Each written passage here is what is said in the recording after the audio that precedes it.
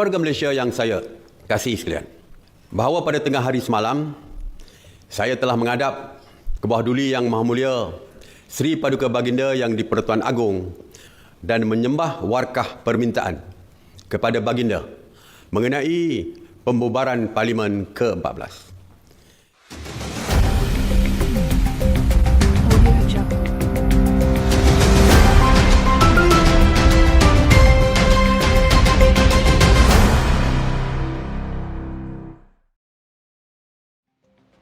The Collins Dictionary defines election as a process in which people vote to elect a person from their immediate society or a group of people to hold an official position.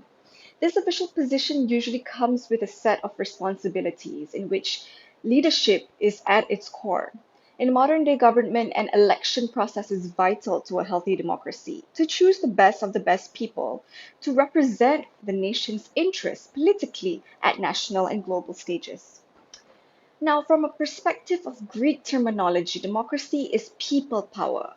We elaborate on this by emphasizing accountability on the elected leaders' actions by citizens in the public realm, at the heart of the system of governance.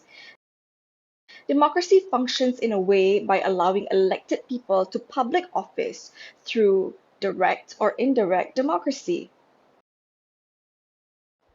Today, indirect democracy is practiced in many countries through the election of representatives who stand and speak on behalf of their voters or their constituency.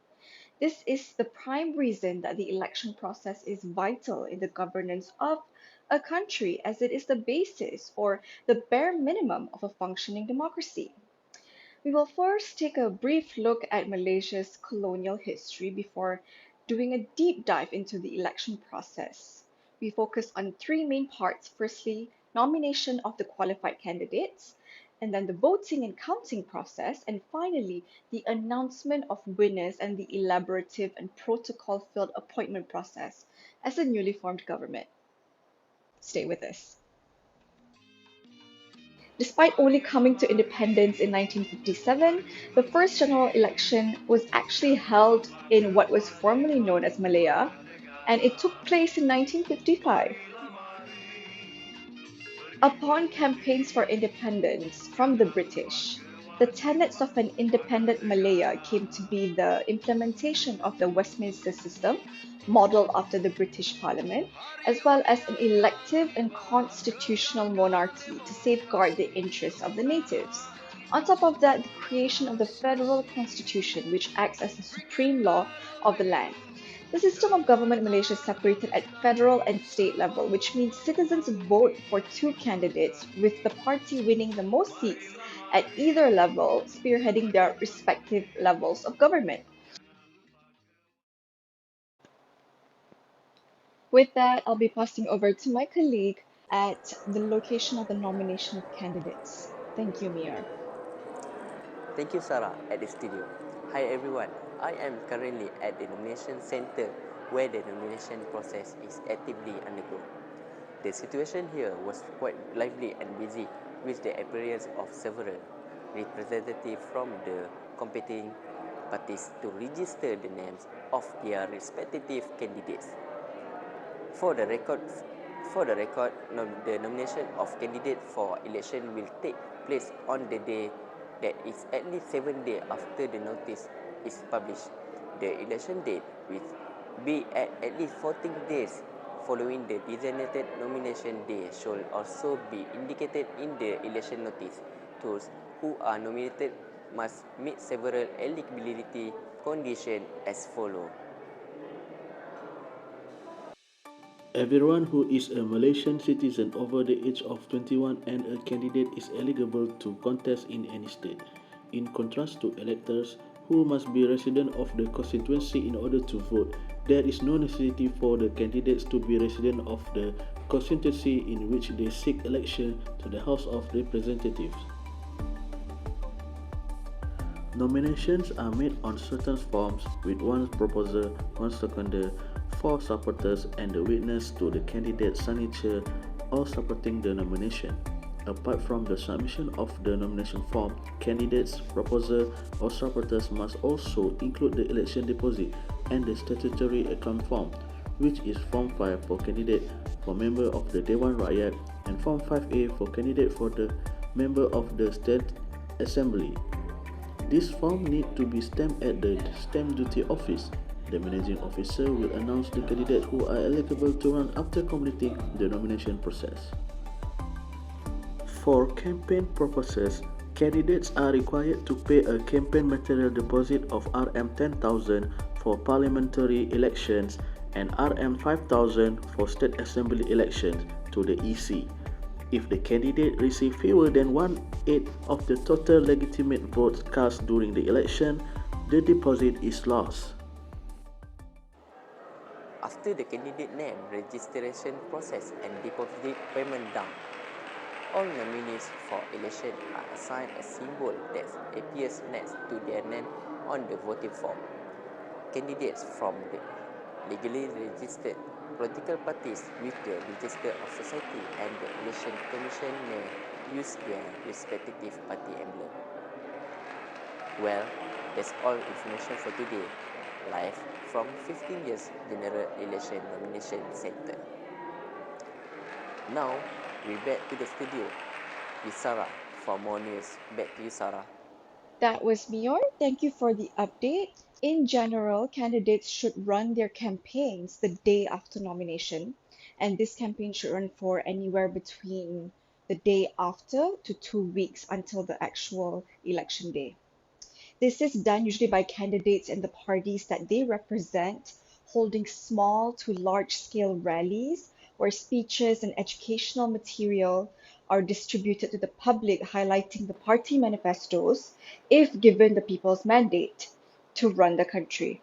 If successful, these promises made during the campaign will have to be made good as they are the primary reasons that the people's vote in the first place.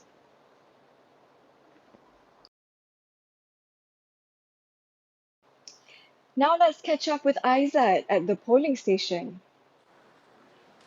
Yes, go ahead, Aizat. Thank you, Sarah, at the studio. Hi, everyone. I'm now live at the polling center at PJ to observe the current situation here. What I can see here, the crowd is quite busy and they are patiently waiting for their turn to vote.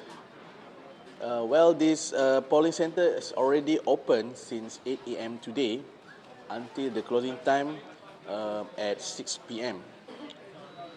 Each voting channel here are led by the polling station leader and the voting clerk, and their job to ensure all the voting process today runs smoothly and in accordance with the rules that have been set by the EC. For everyone information, I will explain you about the three categories in terms of casting a vote. First is the early vote by the armed forces and the authority in charge such as police, military, nurse and other competent authority. They cast their vote 3 days earlier from the voting day according to the condition that have been set by the EC. And for those who work as official voting officer on the scene, they will vote by post. Same goes to the Malaysian that work and studies at the abroad. All their vote need to be reached to EC office before 6 o'clock at the end of the day, or else it won't be counted. Those who was reached the age of 18 and above, which have been automatically registered by the EC, are eligible to vote today. They have to bring their Malaysian identity card and make sure they already know which is their voting channel at the polling center. Okay, now I will explain to you the step how to cast a vote. First, the identity of the voters will be checked by the vote clerk. They need to give their identity card to be checked in the registered book. And then before the ballot paper is given, the voter right index finger will be dipped in permanent ink by the vote clerk. And then they will go to the ballot casting table to tick on the ballot paper to choose their favorite candidates. After that, the voter will be insert the ballot paper that have been marked into the ballot box that have been provided. As you know, your vote is secret, and you are free to choose a leader to lead our country.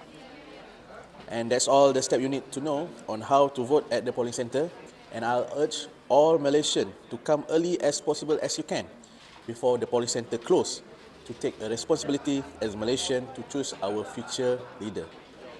Okay, we're back to the studio with Sarah first. While we're waiting the announcement of the election result on this late afternoon. Back to you, Sarah.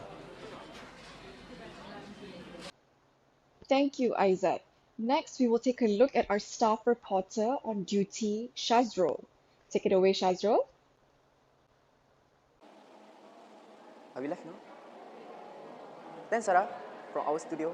Now I at PWTC and still waiting for a result on PRU 15. We had announced that all the votes are still totaling. So I would like to describe about the situation right now.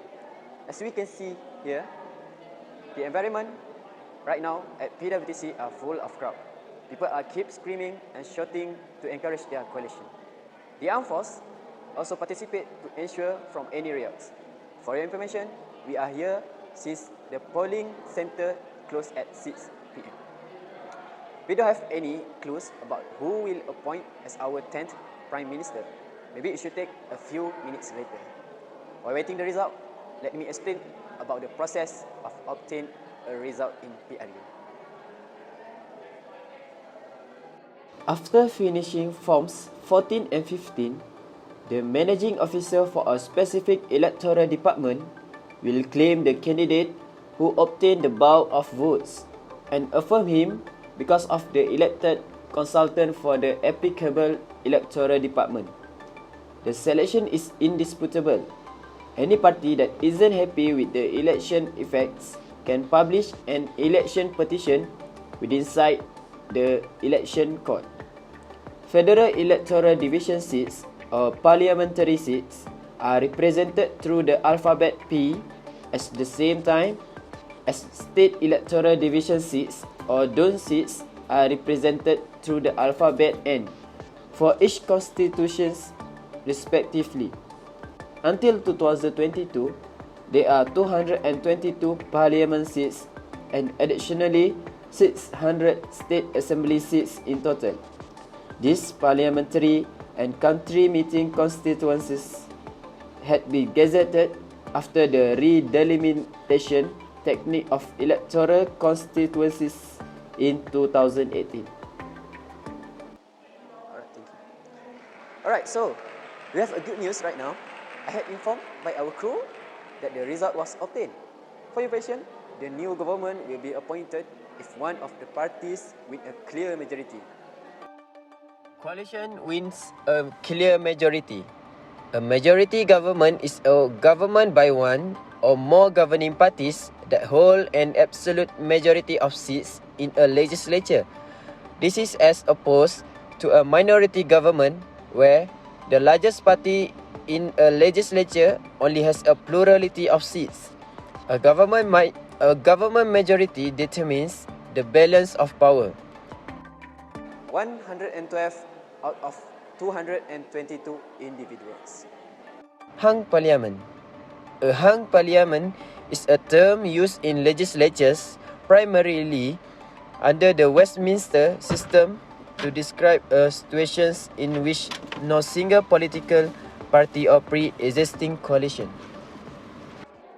That's all from me at PWTC. Back to you, Sarah, at our studio. Thank you. Thank you to all our reporters for the exciting updates.